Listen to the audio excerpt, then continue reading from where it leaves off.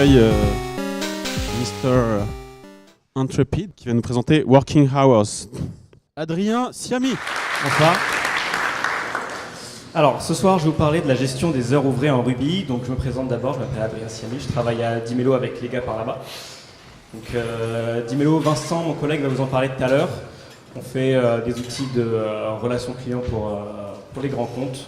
Donc, quand vous avez un tweet que vous envoyez à Wix parce que vous avez un problème avec votre box, c'est grâce à notre outil qui vous répond. Et donc, on a quelques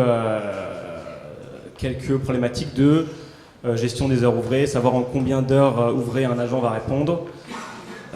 Et donc, je vais vous présenter un peu comment ça se passe en Ruby. Donc, de quoi on a besoin? On a besoin de calculer plusieurs durées, par exemple. Tu m'entends pas? Est-ce que quelqu'un peut éteindre un peu les lumières? Moi, sur IRB, donc bonsoir. Donc, on veut calculer par exemple le temps en heure ouvrée qu'un agent répond. Si il travaille de 9h à 18h, qu'un tweet arrive à 17h, qui répond le lendemain à 9h, on n'a pas envie de compter que la personne a répondu en 8h pendant la nuit.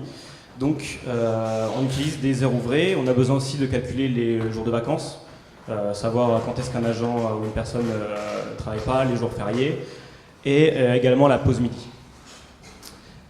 Qu'est-ce qui existe actuellement pour gérer ça en Ruby? Il y a une gem qui est assez connue qui s'appelle Business Time qui permet de faire des calculs sur heure ouvrée. Le problème, donc on l'utilisait beaucoup à Dimelo, le problème c'est qu'il y a pas mal de bugs. Par exemple, ok on voit rien, c'est pas grave. Il y a des bugs où le mec avait foiré une regexp et du coup si la fin de la journée on disait que c'était 20h, il considérait que c'était minuit. C'était pas thread safe, enfin c'était thread safe puis il y a un mec qui a fait un commit, c'était plus thread safe.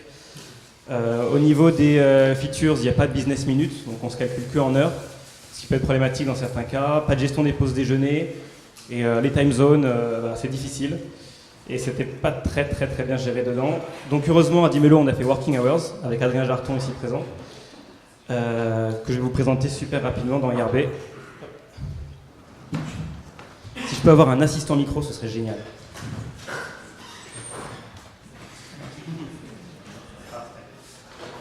Alors, est-ce que vous voyez bien? Génial. Alors, donc, Working Hours, c'est super simple. On met une time zone. Donc ici, on est sur Paris. Par défaut, c'est UTC. Hop. Parfait. Et donc, on peut commencer à faire des calculs avec une syntaxe qui ressemble un peu à celle de Rails. Typiquement, qu'est-ce qui se passe Donc par défaut, les business hours, c'est de 9h à 17h tous les jours. Donc si je rajoute 10 working hours à aujourd'hui, on se retrouve le 9, c'est après-demain, parce que la journée fait moins de 10h, à 11h. On peut également rajouter des working minutes. Voilà. D'autres genres de calculs, genre 3 working hours ago. Alors, il y a 3 heures ouvrées, donc c'était à 14h, vu que la journée se termine à 17h, c'est 17-3. Également, c'est bientôt Noël, enfin bientôt.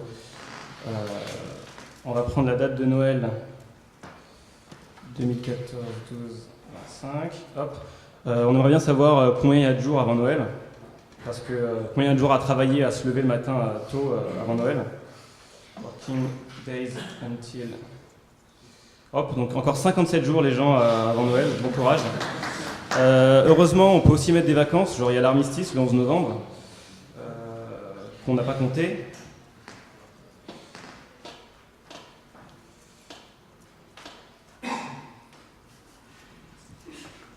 Hop, donc maintenant, ouais, plus que 56 jours, youpi. Bon, c'est un peu long, donc on va se mettre en mode freelance. Tu me confirmeras, Thibaut, pour les horaires des freelances.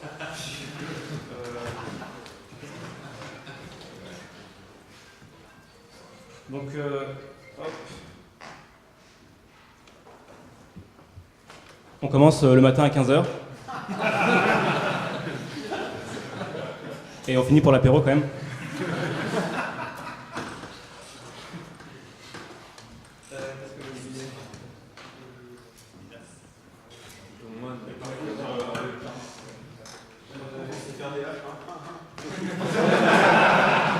La console est tellement grosse que je vois même pas ce que j'ai fait là-bas.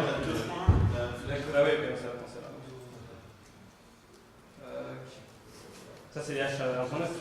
Voilà, parfait. Donc maintenant, vu qu'on bosse en mode freelance, il nous reste seulement 11 jours avant Noël. C'est vachement mieux, je pense que je vais démissionner. Mais combien ça fait en termes d'heures travaillées vraiment, parce qu'on travaille que 2 heures par jour. Donc en secondes, ça fait 79 200 secondes. On va mettre ça en heures quand même. Voilà, seulement 22 heures de boulot avant Noël. Donc c'est pas mal. Donc voilà rapidement comment est-ce qu'on peut travailler avec les working hours en Ruby. Donc le dépôt c'est intrepid/working hours. Voilà. Je vous remercie.